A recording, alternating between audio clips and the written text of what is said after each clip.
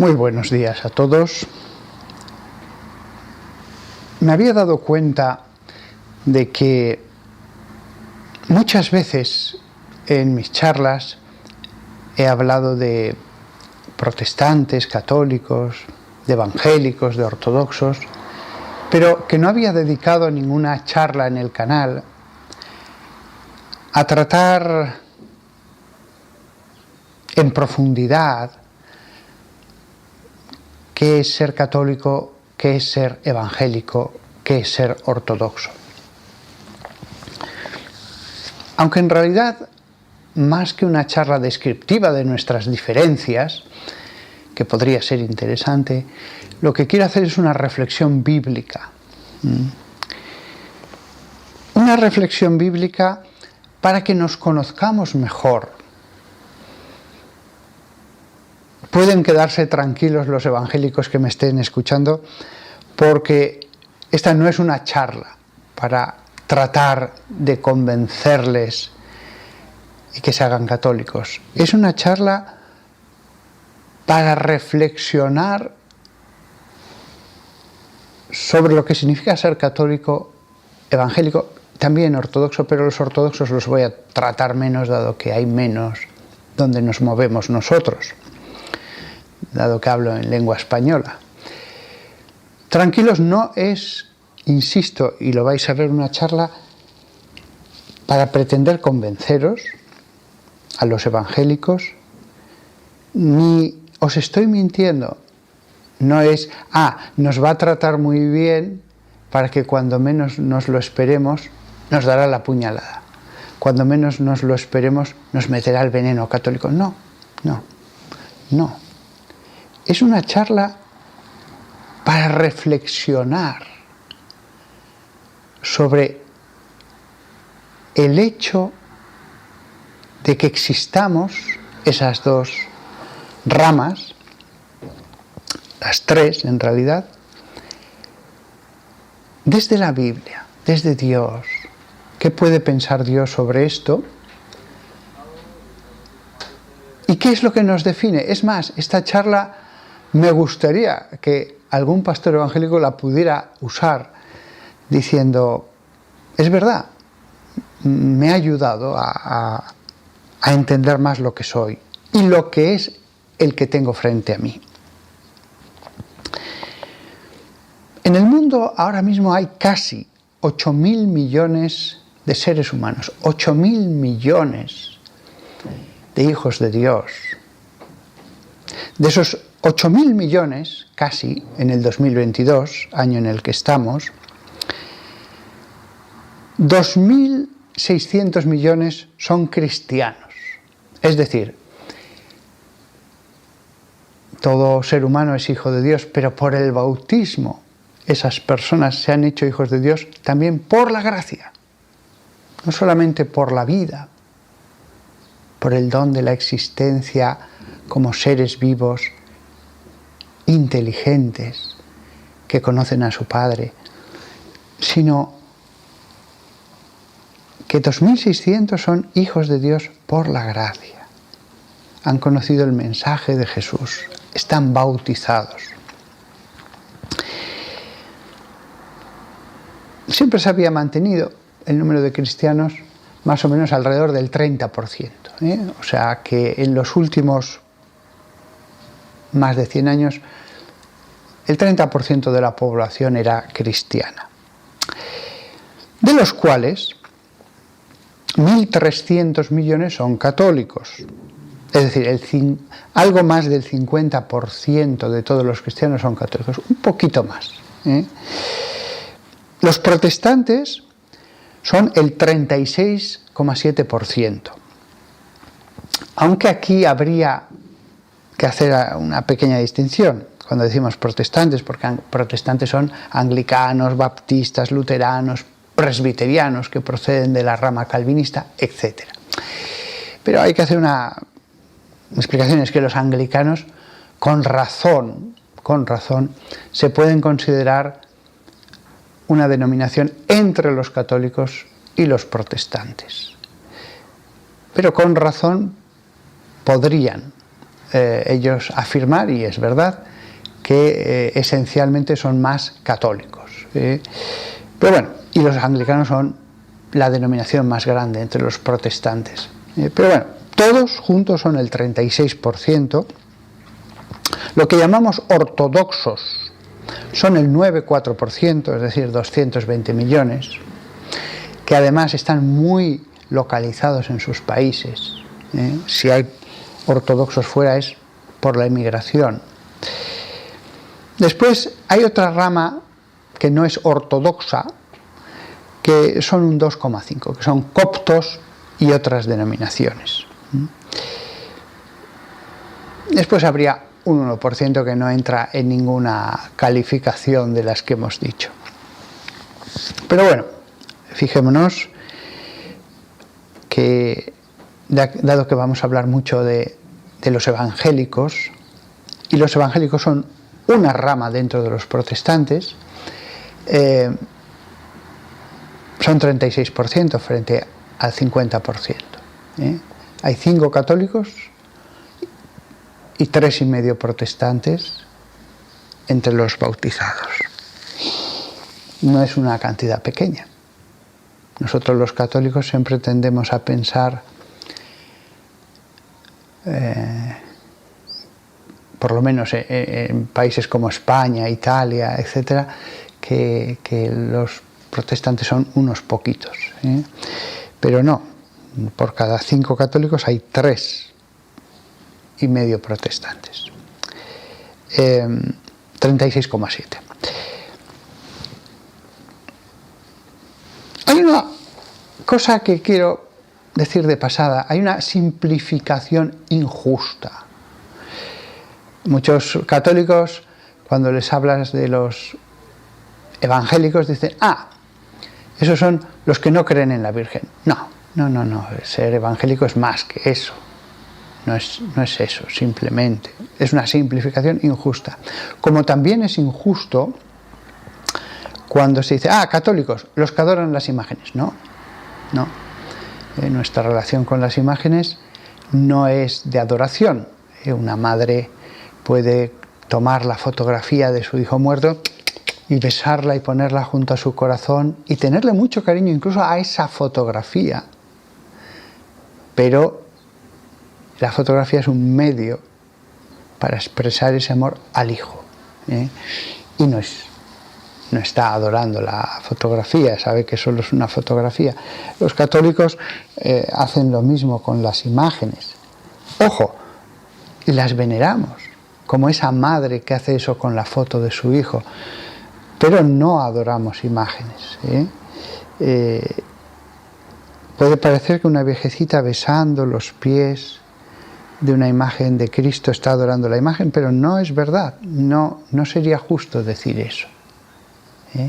Si le preguntáramos, ella sabe distinguir entre una imagen avejentada, descascarillada, ya mal pintada, y lo que representa. Con lo cual es una simplificación injusta. Alguno puede decir, pero los católicos hacen imágenes. Bueno, eso ya lo he tratado en otras charlas, no en solamente una.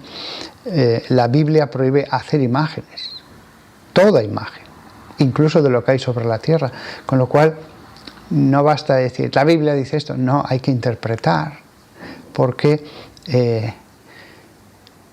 la Biblia prohíbe hacer toda imagen, no entra en distinciones. ¿Por qué católicos y protestantes hacemos imágenes de lo que hay sobre la tierra?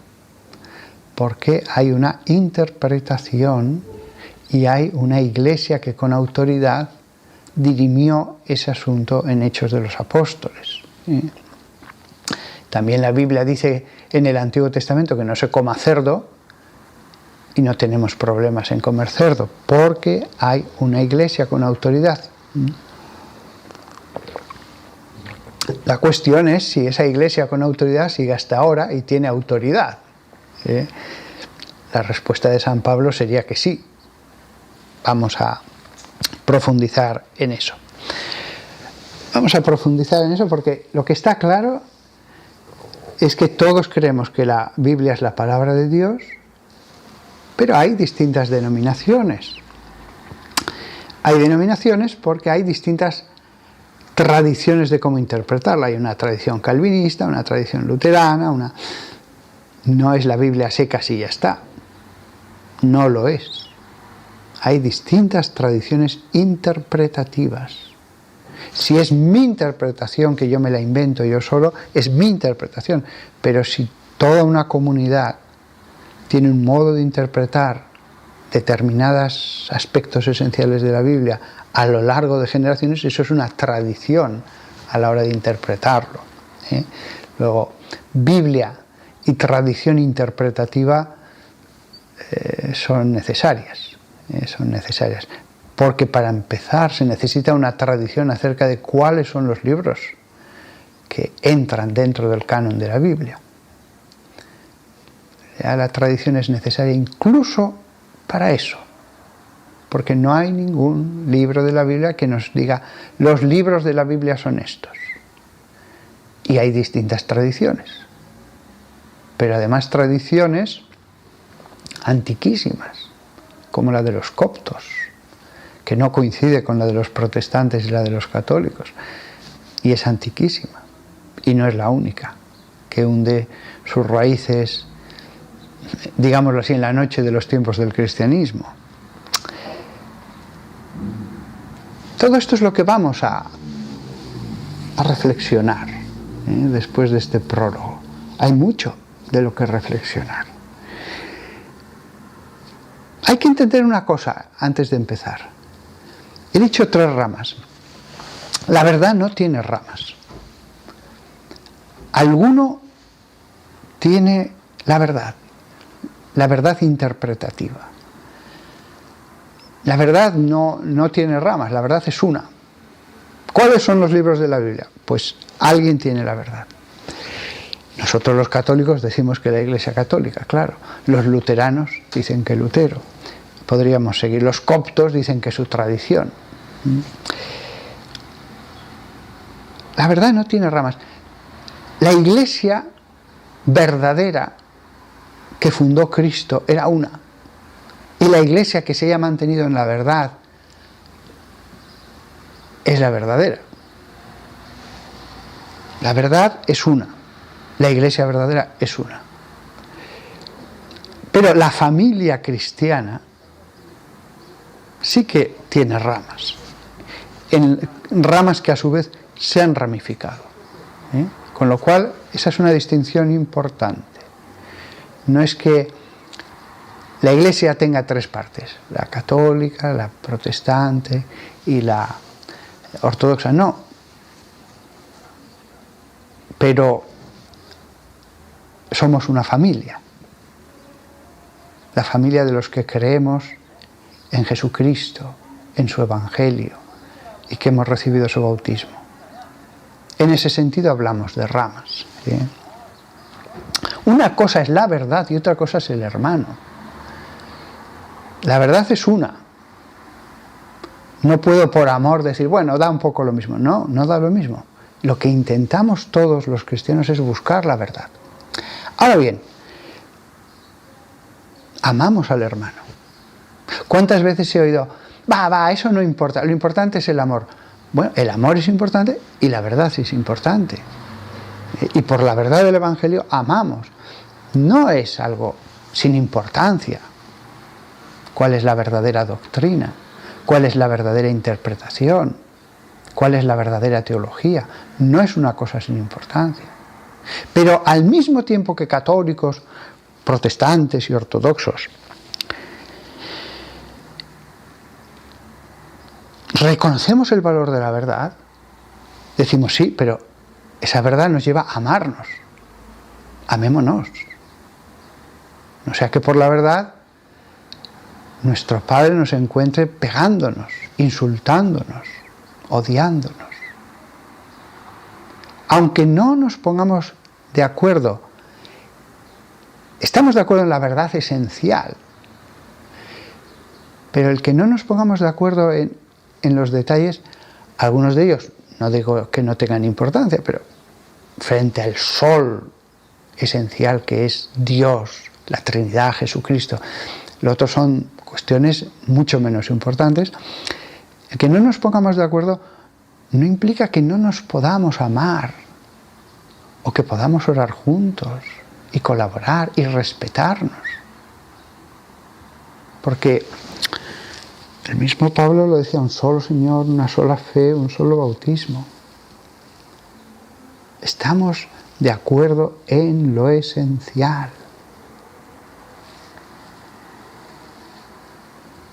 El discurso del odio no lo quiere Dios.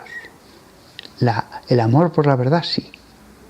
Pero el amor por la verdad nos lleva a amarnos más los que seguimos a Jesús. Es como cuando Jesús predicaba. Claro que cuando iba a Samaria, aunque no lo diga todo el tiempo, los samaritanos tenían su propio culto.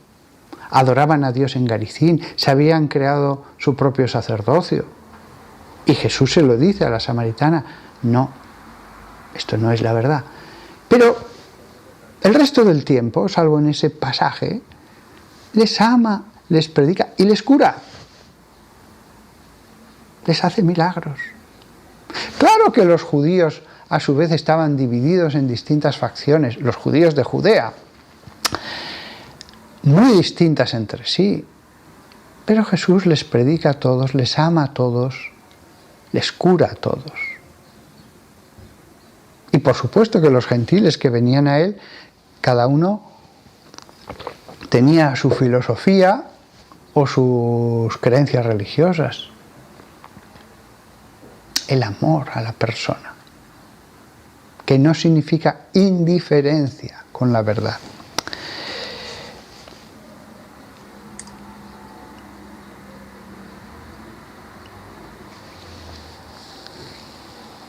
Mateo 16, 18. Y yo te digo, tú eres Pedro, y sobre esta roca edificaré mi iglesia, y las puertas del infierno no prevalecerán sobre ella. Aquí algunos protestantes dirán, ya va a hablar de la Iglesia Católica. No. Lo único que quiero fijarme en este versículo es que Jesús dice mi iglesia, eclesía. Habla de una iglesia. Porque algunos en las televisiones, protestantes, católicos, digo protestantes porque hay muchísimos baptistas, muchísimos adventistas, calvinistas, pero voy a decir evangélicos a partir de ahora, porque en Latinoamérica lo que más predomina del mundo protestante son los evangélicos. Pues lo que tenemos que ver evangélicos y católicos, cuando oímos en la televisión que nos dicen, no, la iglesia fue un invento de los hombres, Jesús no quería... No, Jesús habló de la iglesia. Sobre esta roca construiré mi iglesia. La idea de que hubiera una iglesia era el plan de Jesucristo desde el principio. No nos dejemos engañar por los que no tienen la fe de los bautizados, que en el fondo son unos ateos. Pero la televisión siempre está machacando con eso, como si la iglesia fuera un invento de los hombres. No es verdad. Sobre esta roca edificaré mi iglesia. No dice aquí mis iglesias. Habla de la iglesia como algo unitario, como una realidad única, bajo unos pastores, en una verdad. Si hay una iglesia, congregación, reunión, que es lo que significa en griego, tiene que haber una verdad. Habrá una congregación, una iglesia, mientras haya una verdad. En el momento en que las doctrinas se dividan, formaremos grupos independientes, que es lo que ha pasado. Mantener una verdad significa que debe haber pastores. El mismo Jesús los puso. Debe haber pastores, no pueden todos los bautizados reunirse y ya de ahí sale toda la verdad cuando somos miles de millones.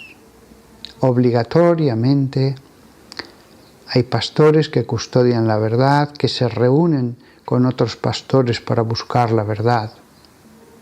La idea de verdad necesita del concepto de pastor. Jesús instituyó 12 fundamentos de la verdad que pastorearían. Efesios 2:20 al 22. Construidos, les habla a los cristianos de la iglesia de Éfeso, sobre el fundamento de los apóstoles y profetas, con Cristo Jesús mismo como piedra angular. Y he dedicado charlas varias a hablar de la piedra angular. ¿Qué es en una construcción la piedra angular? ¿Y por qué es una? No son varias. En él, toda la estructura está unida, junta. El texto griego especifica, junta. Estructura. Y crece en un templo santo en el Señor. Estructura. Un templo. Y habla de la construcción varias veces en estos versículos. Construido sobre el fundamento. Usa expresiones arquitectónicas. Versículo 22. En el cual el Señor, vosotros también estáis construidos espiritualmente para llegar a ser un lugar de morada para Dios. Ojo, no dice cada uno de vosotros va a ser una morada de Dios. Dice, en el cual, en el Señor, estáis también construidos juntos para ser una morada, la iglesia como morada de Dios. La iglesia no es meramente muchos bautizados, uno puesto al lado del otro, forman una unidad.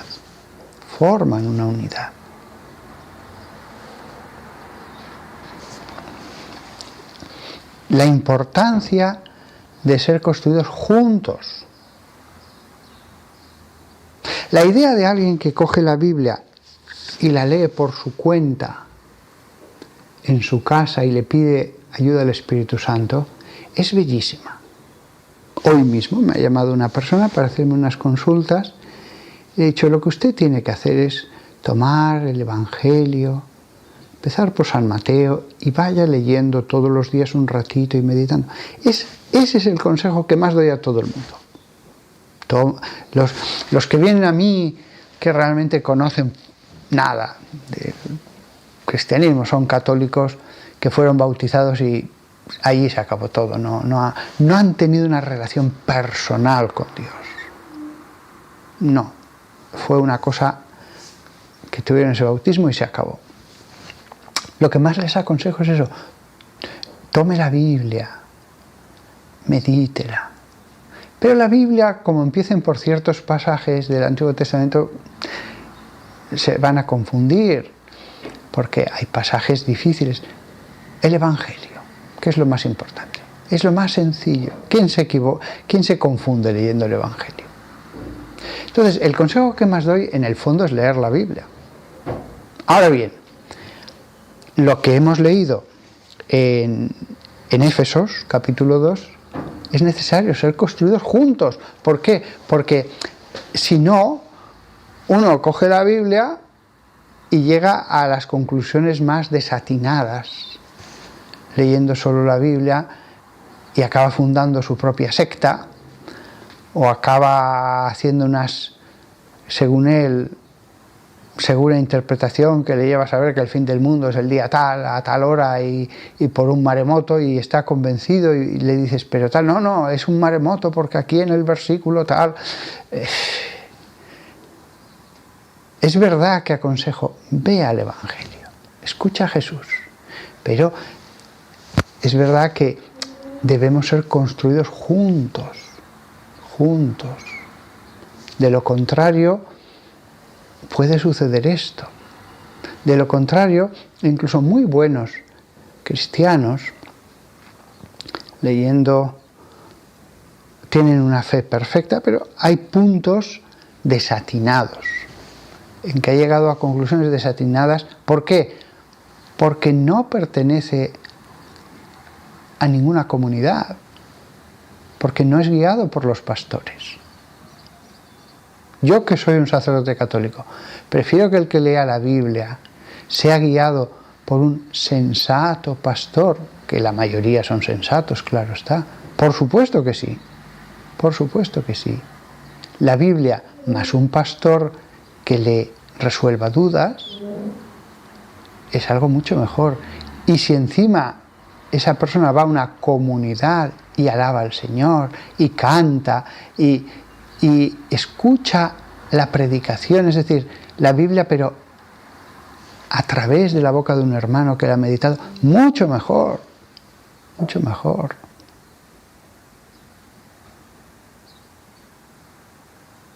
Todos seguimos la Biblia, pero la seguimos según nos enseña el Nuevo Testamento.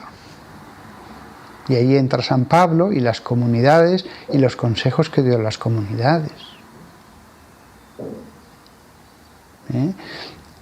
Yo mismo, que soy católico, y lo vuelvo a repetir. Entonces, esa persona que lee la Biblia debería someterse a la autoridad de los pastores. Sí. Debería ser humilde, entender que es un niño y los niños se caen. Entonces, un mayor en la fe le va a ayudar, y más si hay una comunidad en la que aletea el Espíritu Santo. Fijaos los elogios que estoy haciendo a un católico, de los grupos evangélicos. Bueno, voy a completar. Entonces, ¿por qué no me hago evangélico? Porque pienso que la tradición interpretativa de la palabra de Dios, en mi opinión, la correcta es la católica. Eso es lo que hace que yo no sea protestante, evangélico, pero respeto a los evangélicos. Por supuesto que los respeto. Hay muchos católicos que son muy faltones con los evangélicos. Creen que despreciándolos, a veces insultándolos, sirven a Dios, Dios estará más contento. No. La verdad es una, sea cual sea. Yo estoy convencido de que es la católica. No hay que insultar al hermano, ni atacar al hermano, ni pensar que es malo, ni pensar que en el fondo él sabe que la verdad está en la Iglesia Católica, pero él traiciona en su interior esa verdad. Eso no es así. No es así. ¿Sí? Hay que amar a esa persona que sigue las enseñanzas de Jesús según él, con toda honestidad, cree que debe seguirlas. Él sigue una tradición interpretativa, yo sigo la nuestra.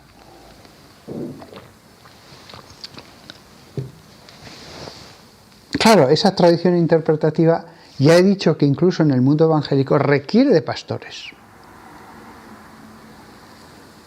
Lo mismo sucede en la Iglesia Católica. Lo que pasa es que los pastores en el mundo evangélico son aquellas personas que, designadas de un modo o de otro, porque cambia según la denominación, pero por ejemplo en una determinada pues es la comunidad la que escoge el pastor. Entonces le comisiona para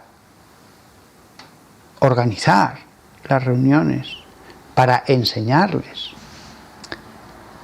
Insisto, hay distintas formas organizativas en esto según las denominaciones, pero en algunas es así. En la Iglesia Católica es distinto. Los pastores implican una autoridad sagrada que, según nosotros, viene desde el principio. Bueno, según nosotros y según la historia. Ciertamente ha habido una continuidad.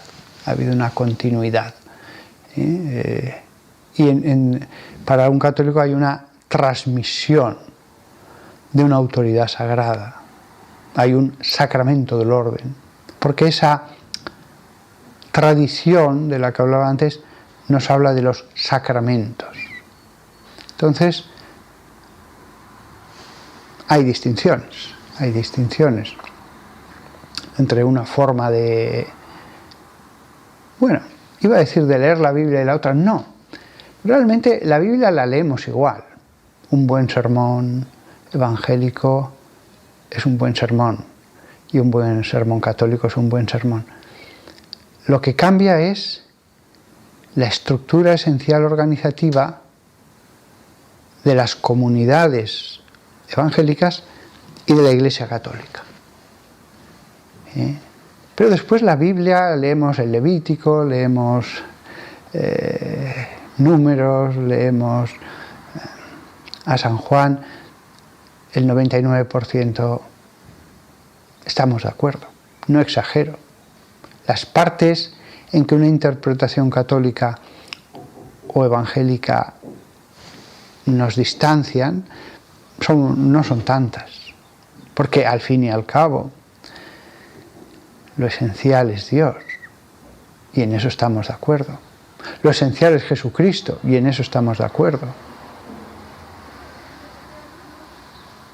Ya cómo sea la Iglesia, cómo se organiza la Iglesia,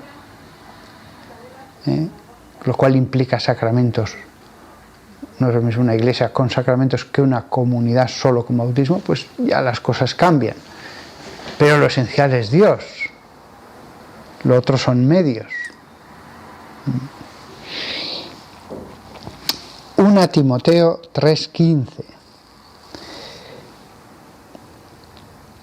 Si me retraso, sabéis cómo uno debe comportarse en la casa de Dios, que es la iglesia del Dios viviente. La casa de Dios, que es la iglesia del Dios viviente. Cambiemos iglesia, porque aquí la palabra que usa es eclesía, por reunión. Eclesía significa reunión. ¿Cómo comportaros en la casa de Dios, que es la reunión del Dios viviente? O sea, la reunión, la iglesia, es la casa de Dios. Y añade en la carta a Timoteo, que es la casa de Dios, el pilar y el baluarte de la verdad. El pilar y el baluarte de la verdad. La iglesia debe defender una verdad, una doctrina. Una doctrina. No todo es solo amor. El amor se basa en la verdad que nos ha predicado Cristo. Hay que saber cuál es esa verdad. Qué bonito la iglesia como casa de Dios, como pilar.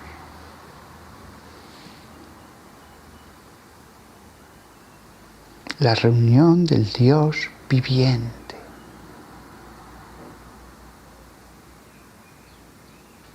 Yo me siento muy, muy, muy, muy orgulloso de ser parte de la Santa Iglesia Católica. No tengo la menor duda. Pero al mismo tiempo, el conocimiento de la verdad me lleva a ver todo lo bueno que hay en los evangélicos, me lleva a conocer del modo más fidedigno lo que ellos creen sobre la Iglesia evangélica. Hay que ser fieles. No puedo yo tener una imagen distorsionada de lo que ellos creen, una imagen deformada. No. Hay que ser fieles con la verdad y por lo tanto también con la verdad de ellos. Antes he dicho que iba a hablar de los ortodoxos, aunque poco. Hago aquí un pequeño parón. ¿Qué es lo que nos diferencia a los ortodoxos de los católicos. Ya he dicho que los ortodoxos, voy a revisar la cifra,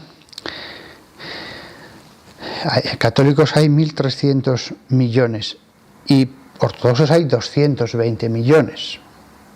No es una cantidad pequeña, 220 millones. No son pocos los que siguen a Jesús de esa manera. ¿Qué es lo que nos diferencia? Realmente, ¿hasta dónde llega la autoridad del Papa?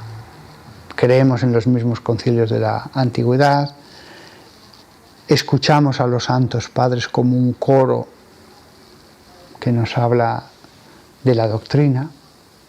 Los santos padres son los escritores cristianos de los primeros siglos. Tenemos los mismos sacramentos, reconocemos la validez de sus obispos y de su misa y de sus sacramentos. Es el Papa.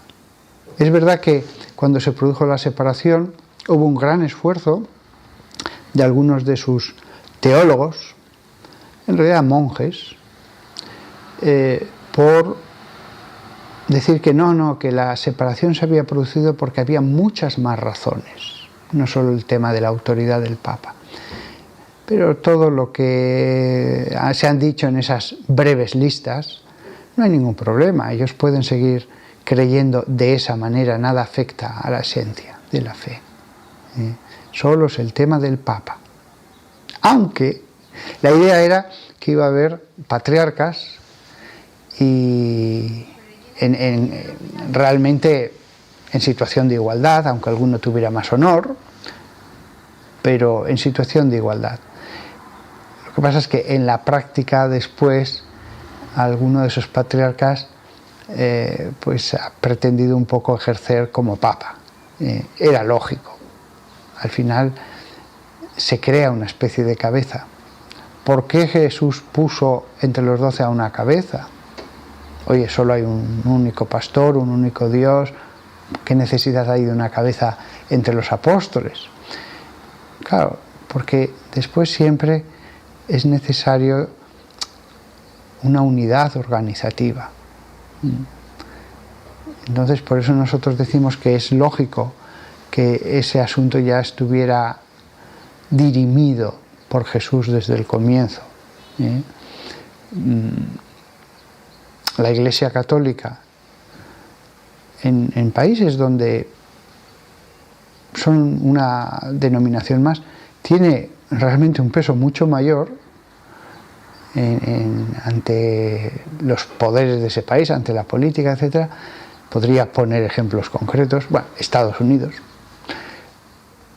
precisamente por esta unidad organizativa, puede hacer que su voz se escuche más frente a un grupo muy heterogéneo de baptistas, adventistas, presbiterianos, metodistas, que, claro, por eso pienso que el sistema organizativo de la Iglesia puede creerse o no, pero está basado en la razón, y por eso Jesús lo determinó desde el principio, en mi opinión, para que eso no diera lugar a después, ¿qué hacemos? Luchas, incluso después, porque unos pensaran que hay que organizarlo de una manera o de otra. Bien, los ortodoxos, yo les veo su devoción, les veo su espiritualidad, cómo están adorando a Dios en esos ritos tan bonitos. Y me lleno de alegría. Veo cuántas cosas podemos aprender de ellos,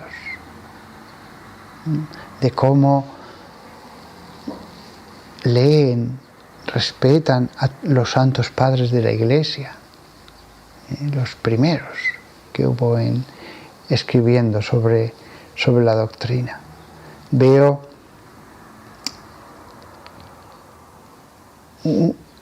otra forma de vivir el cristianismo. Otra forma. No tanto por la doctrina, que es como los católicos, sino por las formas, por el modo concreto en que ellos adoran a Dios.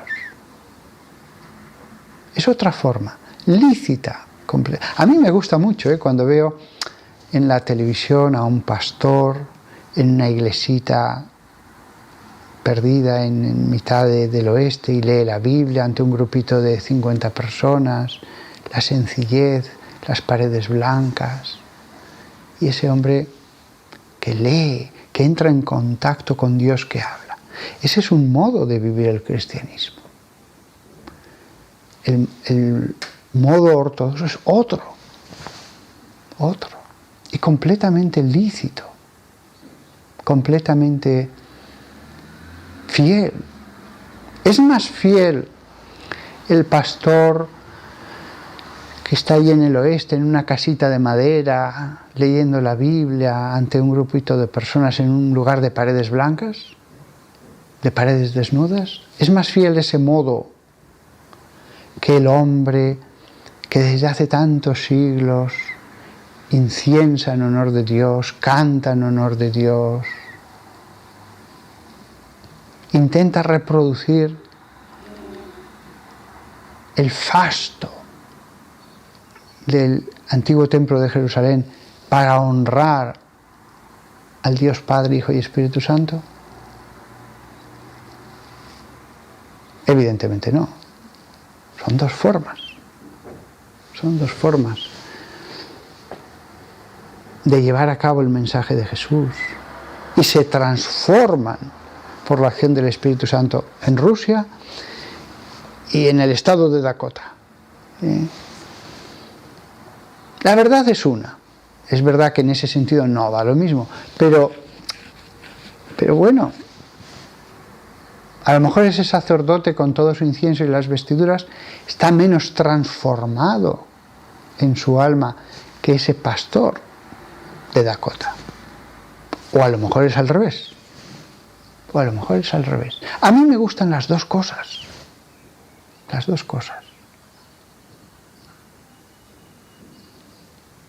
A veces podemos ser muy como los antiguos judíos con los samaritanos, muchos prejuicios.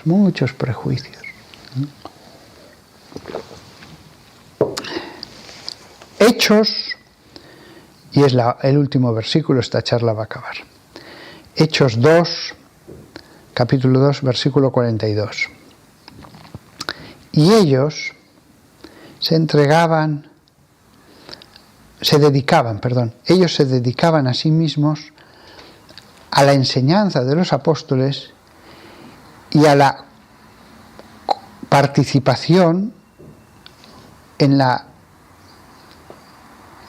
partición del pan y en las oraciones. Ellos se dedicaban a sí mismos a la enseñanza, a ser asiduos, se entiende, a la enseñanza de los apóstoles.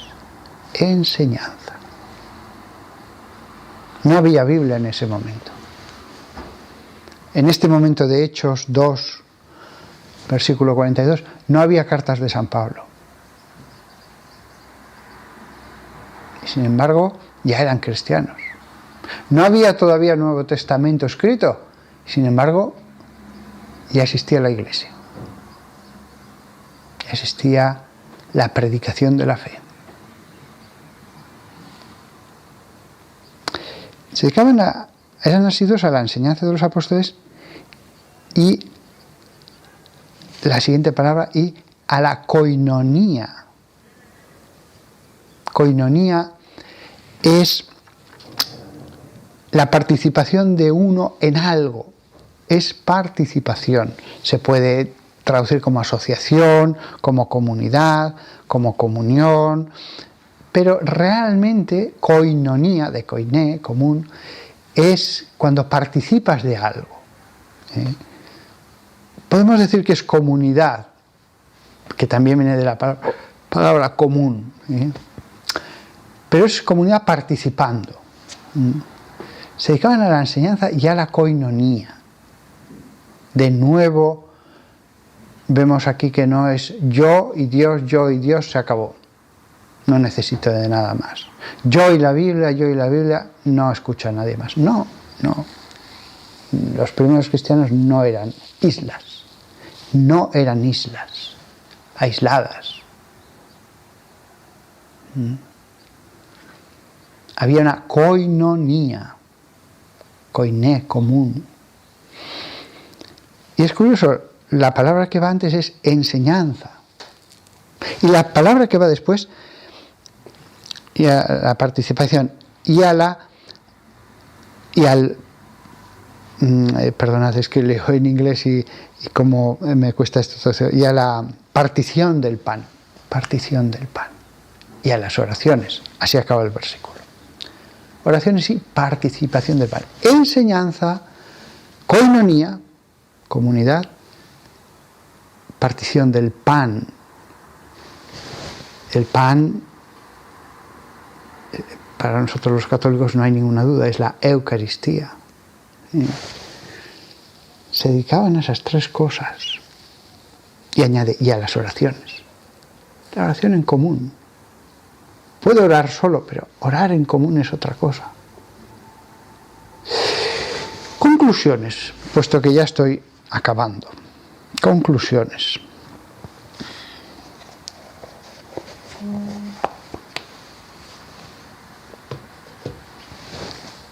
Si yo viera a un pastor protestante, un hombre renacido del espíritu, del agua, que está lleno del Espíritu, yo lo abrazaría con amor, como algo que amo.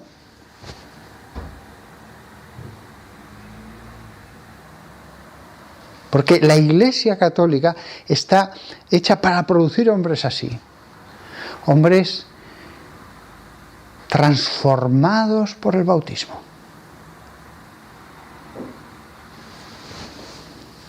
La Iglesia es un medio.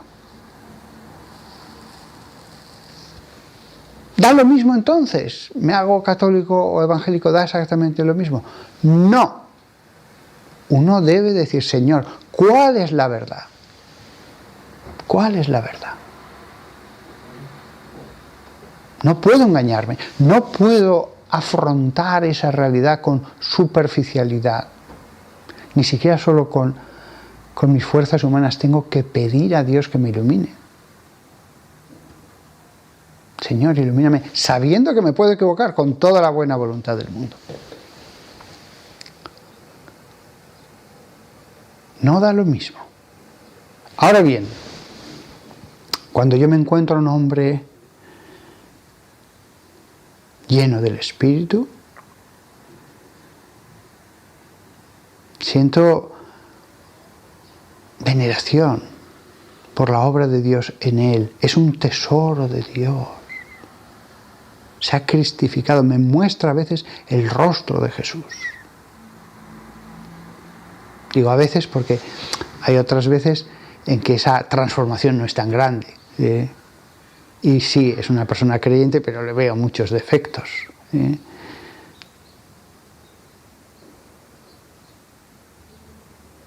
Amarás al prójimo como a ti mismo. El amor.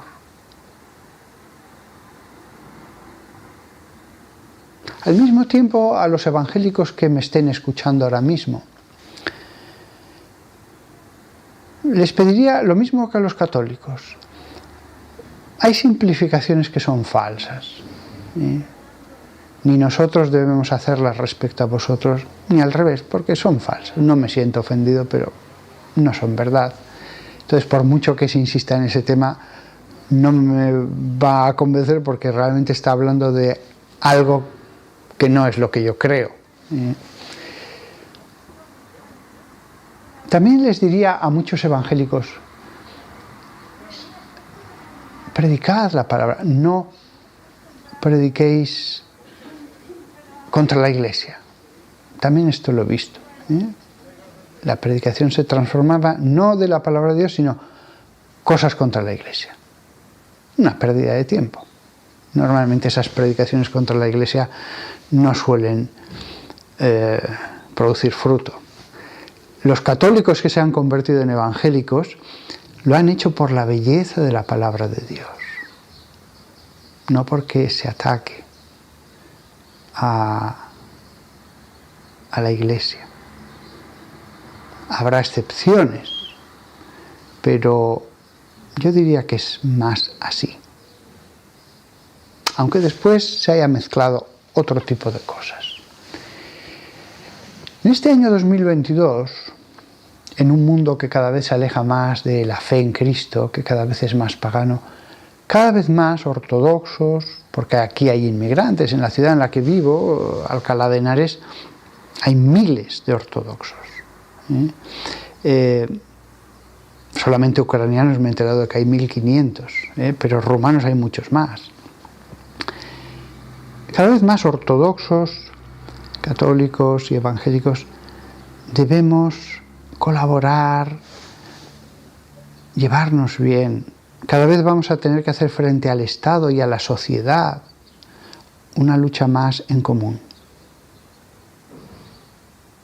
Cada vez vamos a estar más mezclados. Antes los luteranos estaban en Alemania, los calvinistas estaban en Holanda y los católicos estábamos en nuestras casas.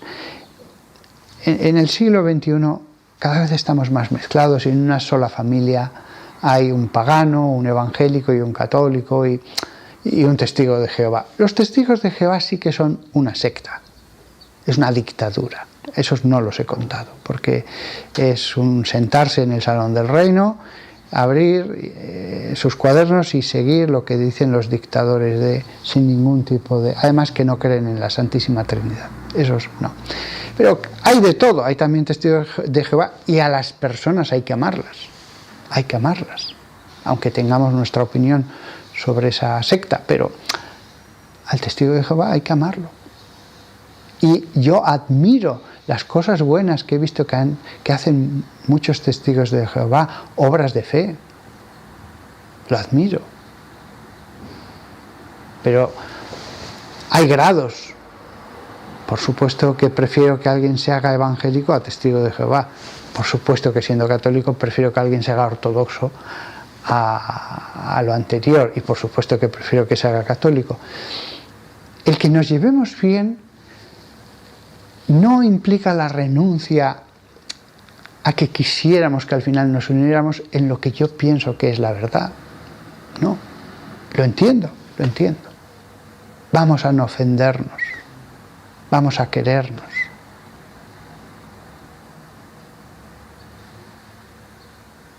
Y además, he insistido mucho antes en la Biblia, porque es nuestro punto de unión. La Biblia es nuestro lenguaje común, es un fundamento común. Y realmente, cuando muramos, entenderemos que no puede ser que Dios crea 8.000 millones de seres humanos, 8.000 almas, para que la mayoría se vayan al infierno. Si he tenido esta visión tan positiva respecto a los que son hermanos en la fe en Cristo, aunque no sean hermanos de la familia estrecha que es la Iglesia, pero también tengo una visión positiva de aquellos que descubren a Dios sin que nadie les haya predicado a Jesucristo. Algunos han oído cosas, noticias, o saben 4 generalidades, pero nadie les ha predicado. Incluso un profesor de Japón que sea sintoísta y que es un hombre culto y que ha leído cosas sobre el cristianismo y hasta libros que hablan, eso no es predicar. La predicación viene cuando se encuentra con un hermano en la fe lleno de fuego que le dice, cree. Eso ya es otra cosa. Puede leer 15 libros y ser muy erudito sobre el cristianismo viviendo en Camboya o en China, pero 5 minutos de predicación es otra cosa, la predicación de la palabra viva, no artículos sobre el cristianismo.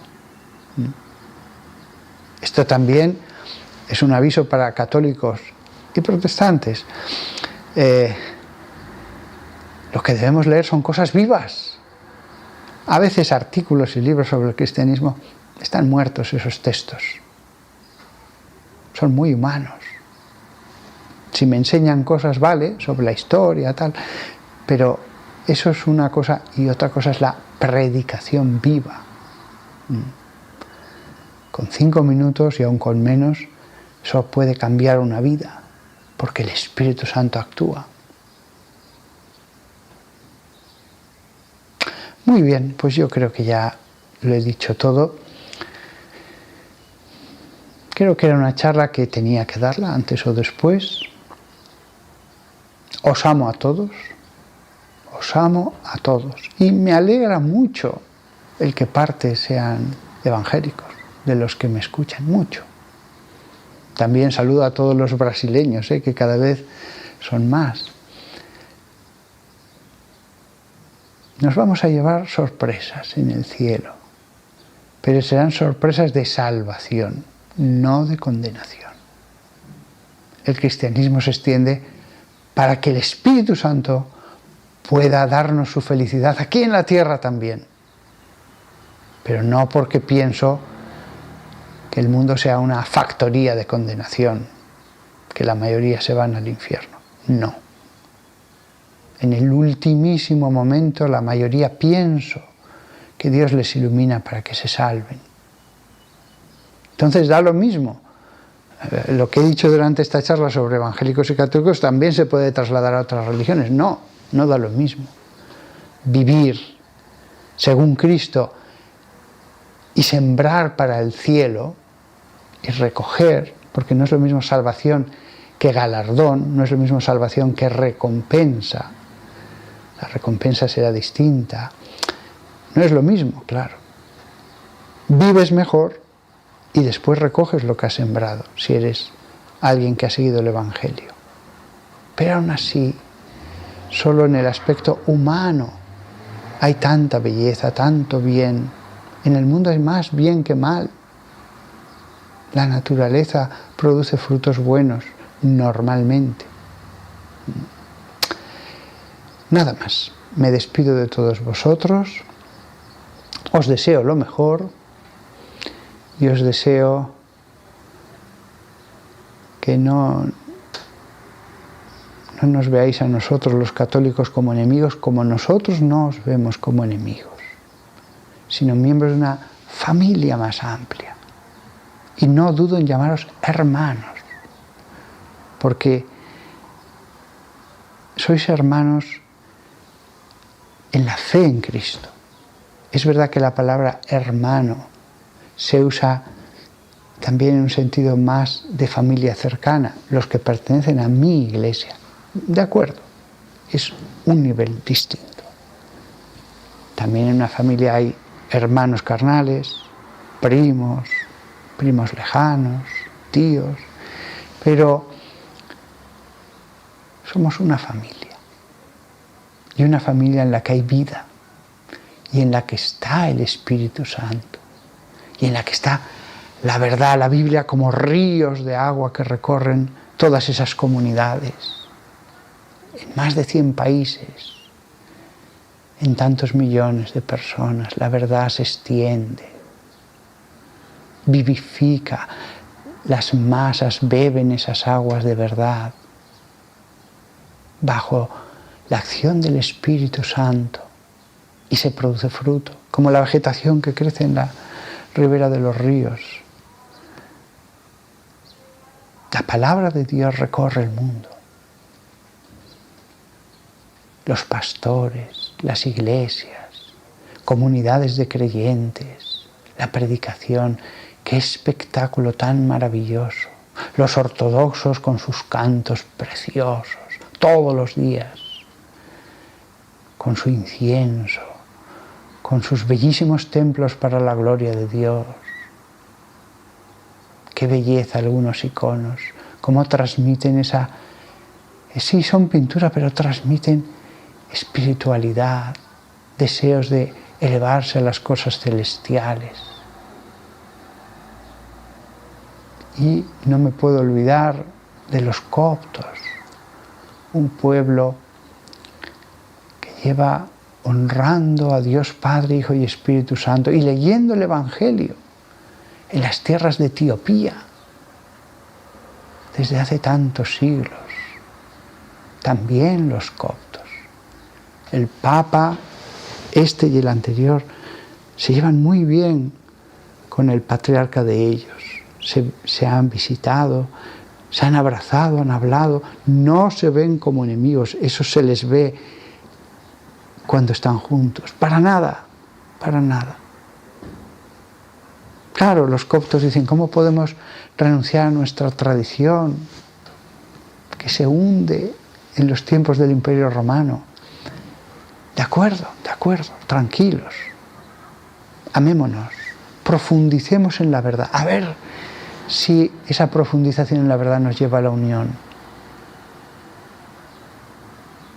Cuántos mártires también, que han muerto por Cristo en los últimos años de entre los coptos, antes que renunciar a la fe en Cristo.